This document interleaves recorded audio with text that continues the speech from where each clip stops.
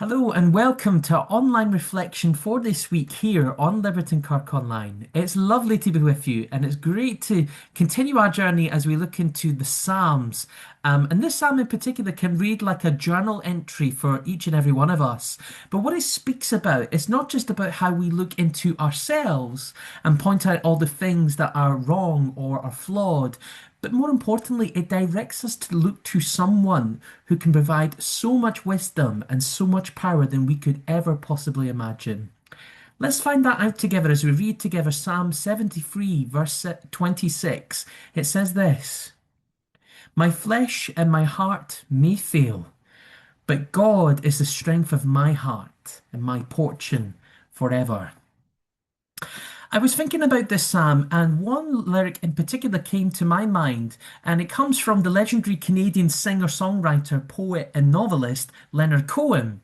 Here's part of the lyric from one of his songs called Anthem. It reads this: There is a crack in everything, but that's how the light gets in.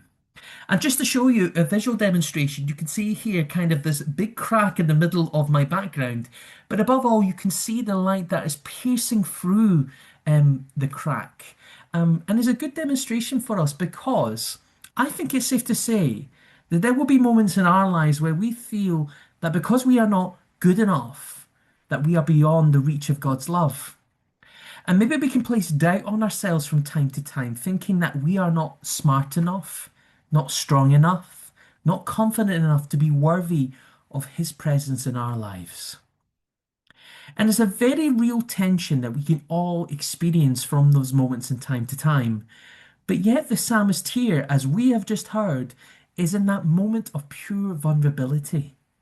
They are very much aware of their own limitations, of their own incapacity to get things just right.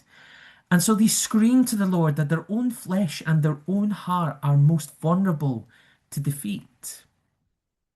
Yet I want us to reimagine this in a way that we don't have to be in a position to figure everything out before we allow God to step into the room.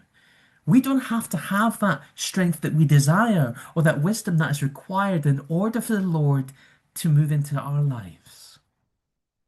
For it's in those moments where we acknowledge those shortcomings and our own imperfections, where we start to take that brave step of looking ourselves in the mirror, not necessarily focusing too much on those slight imperfections and letting that be our focal point, but realizing again that we were never meant to be our own source of strength itself. That is when we start to find and establish God to take place and to enter into our own hearts. It's both a humbling and eye-opening experience, where it's not just a case of where we belittle ourselves or having those voices of doubt in our heads that will help us to go nowhere, but rather focusing our eyes on the one who will provide that very wisdom and that very strength that we need.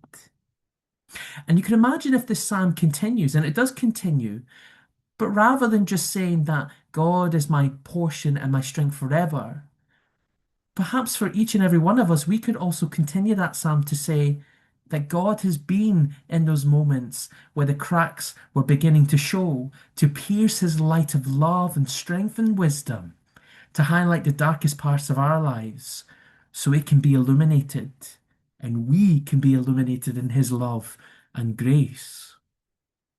Let the cracks be there, but also let your heart be vulnerable and let your flesh admit its weariness. Because in the end, it is not our own perfection where we encounter the divine, where we encounter the Lord, but it's in our desperate need for Him.